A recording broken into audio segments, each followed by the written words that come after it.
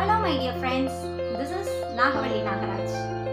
நேற்று ஒரு சின்ன கதை படித்தேன். அந்த கதை ரொம்ப இன்ட்ரெஸ்டிங்காக இருந்தது.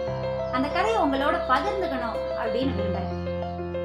யார் எவ்வளவு முயற்சி பண்ணாலும் ஒரு ஞானி கோபப்படாம எந்த ஒரு விஷயத்தையும் அமைதியாகவும் அறிவுபூர்வமாகவும் அணுகுவார். அவரோட ஒரு சீடருக்கு ரொம்ப ஆச்சரியம், இவருடைய இந்த சகிப்புத்தன்மைக்கு என்ன ரகசியம் அப்படின்னு. ஒரு முறை தன்னுடைய குரு கிட்ட இதை பத்தி கேட்கிறார். அப்போ அந்த குரு அந்த பக்குவத்துக்கான ரகசியத்தை தன்னுடைய சீடன் கிட்ட சொல்றாரு. எப்பவும் நான் குளத்துல ஒரு வெற்று படகுல உட்கார்ந்து தியானம் செய்யறது என்னுடைய வழக்கம்.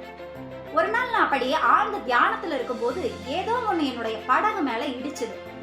யார் அது கொஞ்சம் கூட அறிவில்லாம இப்படி தொந்தரவு செய்யறா அப்படின்னு நான் கோபத்தோட கண்ணை திறந்து பார்த்தபோது அங்க ஒரு வெற்று படகு நின்றுட்டு இருந்துச்சு. காத்துக்கு ஆடிட்டு இருந்த அந்த படகு என்னுடைய படகுல மோதி இருக்கு. ஒருவேளை நம்ம அந்த வெற்று படகு மேல கோபப்பட்டோம் அப்படின்னா ஏதாவது பயன் இருக்குமா? அதனால ஒவ்வொரு முறையும் யாராவது என்னை தேவையில்லாம கோபப்படுத்த முயற்சி செய்தால் அவர்கள் வெற்று படகு அப்படிங்கறத புரிஞ்சுக்கிட்டு அதை பத்தி கவலைப்படாம அதை ஓரமா தள்ளி வச்சுட்டு என்னுடைய வாழ்க்கை பாதையில என்னால தொடர்ந்து பயணிக்க முடியுது. எஸ் மை டியர் ஃப்ரெண்ட்ஸ், நம்முடைய அன்றாட வாழ்க்கையில யாராச்சும் நம்மள கடுப்பேத்துற மாதிரி கோபப்படுத்துற மாதிரி எதையோ ஒன்று செஞ்சுக்கிட்டே தான் இருப்பாங்க.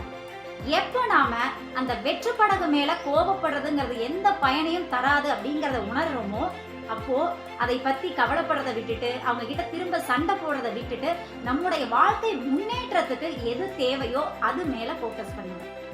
உங்களுக்கு இந்த கதை பிடிச்சிருந்தா மறக்காம ஒரு லைக்ஸ் கொடுத்துருங்க. இந்த பயனுள்ள தகவலை உங்களுடைய நண்பர்களுக்கும் பகிருங்க. The Real Voice of Your Mind சேனலை சப்ஸ்கிரைப் பண்றதுக்கும் ஃபாலோ பண்றதுக்கும் உங்களை அன்புடன் வரவேற்கிறேன். நிறைய பயனுள்ள இன்ட்ரெஸ்டிங்கான பல விஷயங்கள் உங்கள் வாழ்க்கையில் நீங்கள் அடுத்த நிலைக்கு உயரக்கூடிய பல பயனுள்ள தகவல்களை உங்களோட பகிர்ந்துக்கிறதுக்கு காத்துட்டு இருக்கேன். Thank you for your support. Stay connected always with the real voice of your mind.